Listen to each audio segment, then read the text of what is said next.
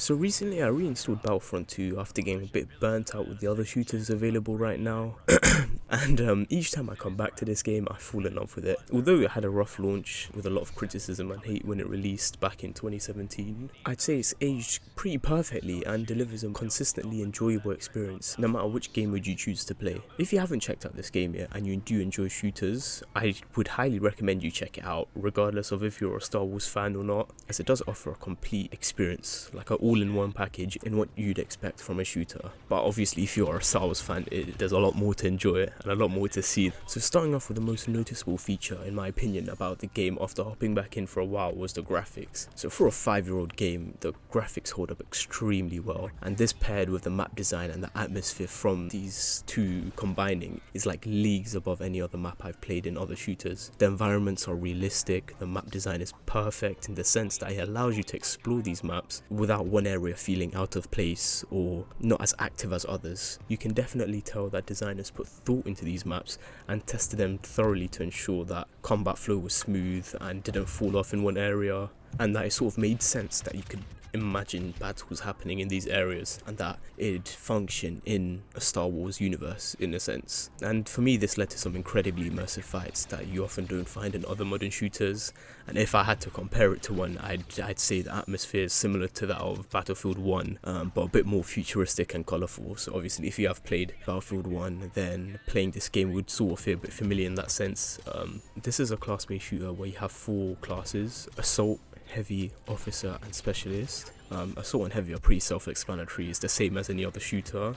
Officer is kind of like an engineer or support class, so it's like you have a turret and you have like some other abilities that help support your team, and Specialist is just a sniper class pretty much. And each class is definitely well-rounded and has their usual benefits and disadvantages that you'd find in other shooters, but I think one that separates it from others could be more to do with the abilities and perks that you get with each class. So these do stand out a bit more than your typical shooters, as there is quite a large variety of choices that you can make, even though you only have 3 perk cards or slots that you can use.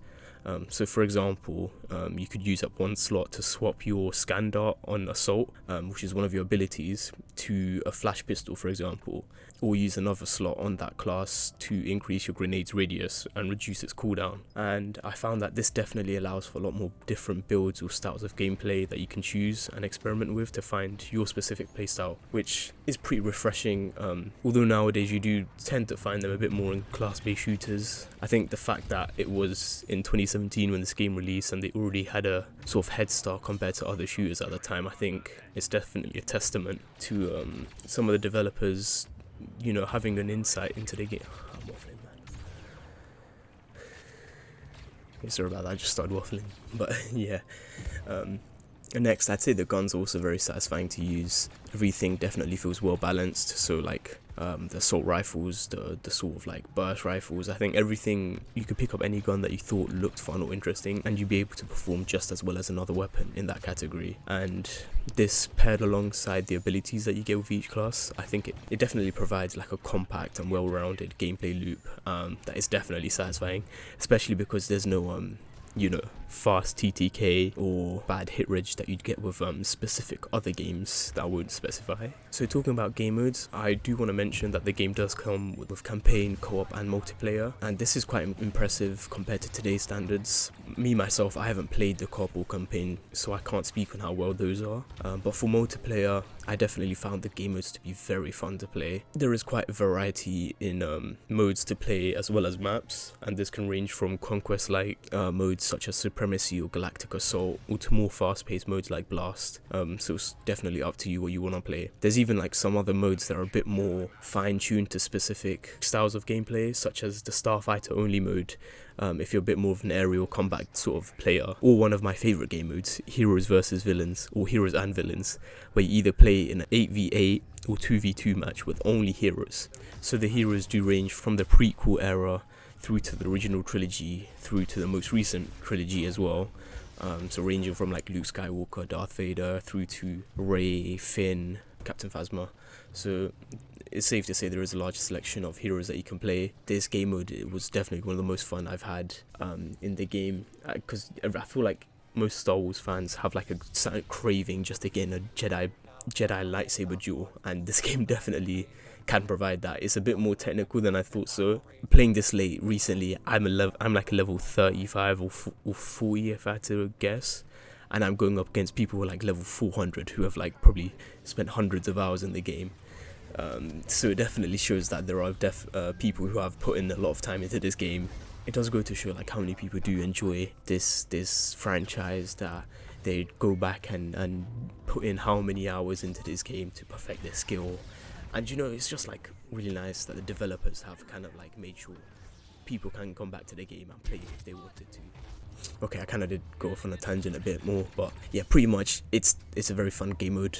So speaking of supremacy, I think this mode is really fun to play. It's a really engaging tug-of-war-esque mode that is quite different to normal conquest game modes that you'd find in other shooters, as once you win like the main ground battle, which is pretty much just a normal conquest game mode that you'd find, you advance further to the enemy ship. So this will be a different map, and you'll be tasked with new objectives to instead push and destroy their objectives, and if you succeed then you win the match pretty much. But if you lose to the time limit, which is the only way you can lose, you simply just go back to the ground battle where the conquest is taking place, where either side can win and advance. So the enemy in this case could win the ground conquest battle, and then you could get pushed back to defend your ship and defend your objectives. So I think that feature of this game mode, I definitely think, is what makes this mode so fun. It's led to some really close games for me. For like some examples would be like I've had games where our team would advance, like we dominate them in the conquest, in the ground battle, to push them back to their ship, and they'd battle it out, put up like an insane defense, and they'd pretty much run down the time, and we'd be back on the ground battle, and then we'd get pushed back to our ship.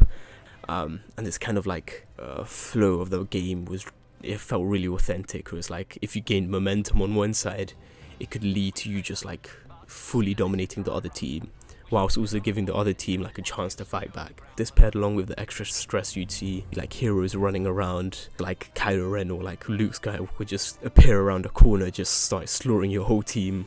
Or like the walkers, for example, on like the conquest modes, like you can spawn in vehicles and walkers to help your team, and seeing them is a fear that you don't feel nowadays that often, and it definitely adds a sort of extra element to the game, which is nice to be involved with, and it definitely adds a sort of immersion to the game. And although these heroes or walkers can have some sort of power that may seem a bit overpowered, I think it definitely encourages team play to take down the threats.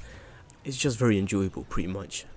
Also, one thing I liked about the gameplay, not just in Supremacy but in like the other game modes as well, is so as you play a normal soldier during the game, depending on how well you play, you'd unlock points that you use mid-game that would grant you access to more specific classes or vehicles or heroes, for example. And I feel like this is a very smart feature, and frankly I wish there was a similar feature to this in other games, as it does encourage playing objectives or getting kills. In general, just playing better, just to optimize your odds of getting a chance to play like a hero or one of the more specific classes that they have, so like ARC troopers or commandos or jet troopers, all of which arguably have more fun skill sets to use. And in general, just like not leaving this up to a random choice that you may find in other games like Battlefield 1, for example, where like flame troopers you'd have to find on the battlefield and you'd have to rush to beat other players, whereas more of a lottery than it was like skill based, which this game does pretty well, having it like anyone can play anyone they wish to as long as they play well.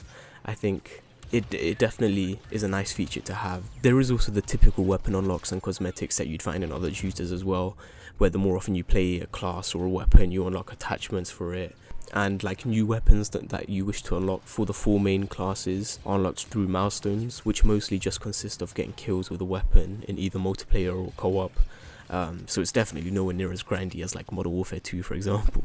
So like the only downside I can think of the game, if it even is considered a downside, is the fact that the currency in the game, so credits, I found pretty much like no use for them, or the crates, and I think this is because like during the game's active period, so like back when it was getting consistent updates and there's a bit more of a active community, EA, to no one's surprise, implemented loot crates, and if I had to guess, I'd assume that they used credits as a form of like unlocking crates or cosmetics. But a few years ago, they did remove crates completely, or loot boxes, I should say. And I'm assuming since then, credits have become a bit redundant. I do know that credits are used for cosmetics, but I think for me personally, I got this game during its anniversary event, where it was given out for free, and I think with the game I got unlocked like all the cosmetics as well.